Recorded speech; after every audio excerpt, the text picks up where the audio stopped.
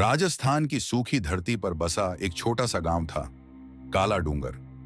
यह गांव जितना साधारण दिन में दिखता था, रात में उतना ही भयानक और रहस्यमयी हो जाता था।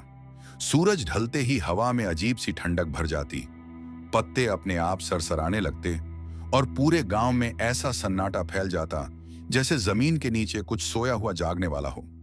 लोग कहते थे, रात के 12 बजते ही काला डूंगर की गलियों में 4 कंधों पर एक लाश निकलती है। हर घर के दरवाजे उस वक्त बंद रहते, हर दिया बुझा दिया जाता और बच्चों को मांगे अपनी बाहों में दबाकर कहती, आंख मत खोलना वरना वो तुझे भी अपने साथ ले जाएगी। काला डूंगर बहुत साल पहले इसी गांव में एक लड़की रहती थी, राधिका। वो सुंदर थी, मासूम थी और पूरे गांव में उसकी मुस्कान किसी उजाले जैसी थी। उसका प्यार था वीरन, जो गांव का सबसे ताकतवर और चालाक युवक था। दोनों की शादी तय हो चुकी थी और पूरा गांव उनके मिलन की तैयारियों में था। लेकिन राधिका का भाग्य कुछ और ही लिख चुका था। वीरन के लालच ने उसे अंधा बना दिया।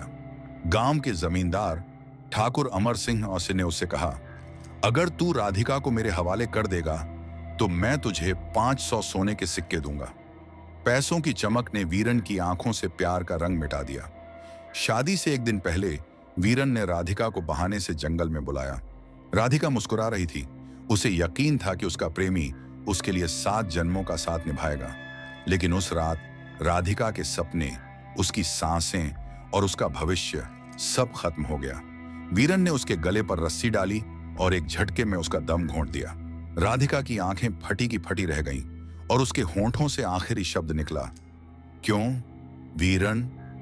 उसकी लाश को वीरन ने ठाकुर के इशारे पर गांव के बीचों बीच चौराहे पर फेंक दिया। किसी ने उसे जलाया नहीं, किसी ने मिट्टी नहीं दी।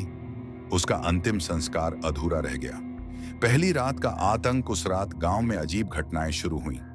हवा में राख की गंध फैल गई, कुत्ते बिना वजह रोने लगे, मंदिर की घंटियां अपने आप बजने लगीं। सुबह होते होते गांव के एक छोर पर ठाकुर की मौत हो गई।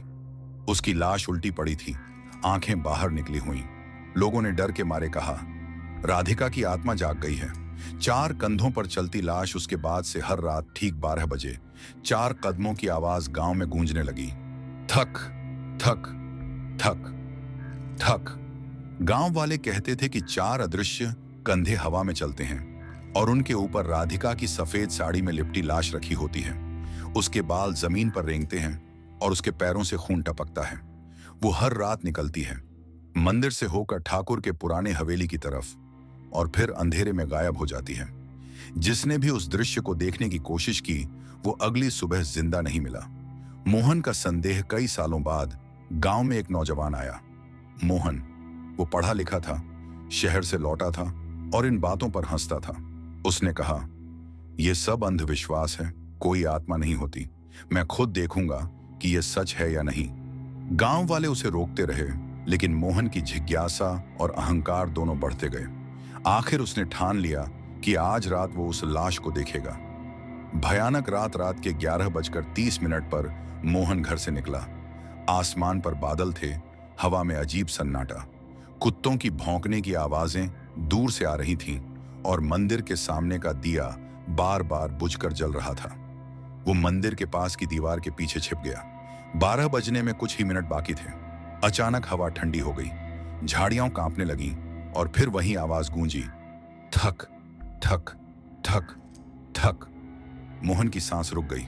उसने देखा 4 परछाइयां हवा में हिल रही थीं और उनके बीच एक लाश, सफेद कपड़े में लिपटी, सिर झुका हुआ, पैर उल्टे।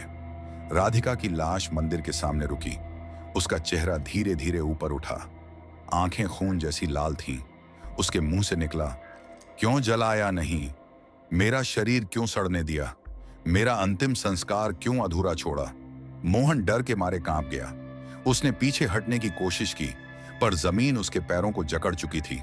फिर राधिका ने अपना हाथ बढ़ाया। उसकी उंगलियां जली हुई थीं, जैसे किसी ने आग में पकाया हो। उसने मोहन की गर्दन को छुआ और तभी मोहन की चीख गूंज उठी। सुबह का डरावना मंजर। अगली सुबह गांव वाले मंदिर के पास पहुंचे तो देखा मोहन की लाश जमीन में धंसी हुई थी, चेहरा काला पड़ा हुआ, आंखें खुली और होठों पर वही शब्द, अंतिम संस्कार। लोगों ने डर के मारे फैसला किया, अब कोई भी 12 बजे बाहर नहीं निकलेगा। साधु की भविष्यवाणी, एक हफ्ते बाद गांव में एक अजीब साधु आया, चेहरे पर राख, गले में रुद्राक्ष और आंखों में अंगार। वो बोला, यह श्राप तब तक खत्म नहीं होगा जब तक उस लड़की का अंतिम संस्कार पूरा नहीं किया जाएगा। गांव वाले उसके साथ चले।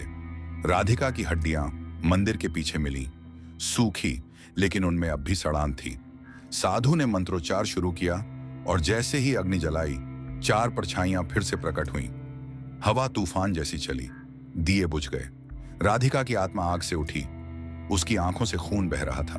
वो चिल्लाई, अब बहुत देर हो गई है, मेरा अधूरा संस्कार अब कोई पूरा नहीं कर सकता। अचानक आग भड़क उठी और साधु की चीख गूंजी। जब सब शांत हुआ, सिर्फ राख बची थी और राख के बीच पड़ी थी 4 जली हुई खोपड़ियां। आज भी काला डूंगर अब वीरान है, लोग वहां नहीं बसते। कहा जाता है, आधी रात को जब हवा चलती है तो 4 कदमों की आवाज गूंजती है, ठक ठक ठक, और कभी कभी मंदिर के सामने एक सफेद साड़ी में लिपटी परछाई दिखती है, जो हवा में तैरते हुए बस इतना कहती है, मेरा अंतिम संस्कार पूरा करो। जिसने उसकी आवाज सुनी वो अगली सुबह कभी जिंदा नहीं मिला। अगर कभी तुम काला डूंगर की तरफ जाओ और आधी रात को 4 कदमों की आवाज सुनो, तो याद रखना, वो हवा नहीं है, वो 4 अदृश्य कंधे हैं जो अब भी एक लाश को लेकर घूम रहे हैं, राधिका की, जिसका अंतिम संस्कार आज तक अधूरा है।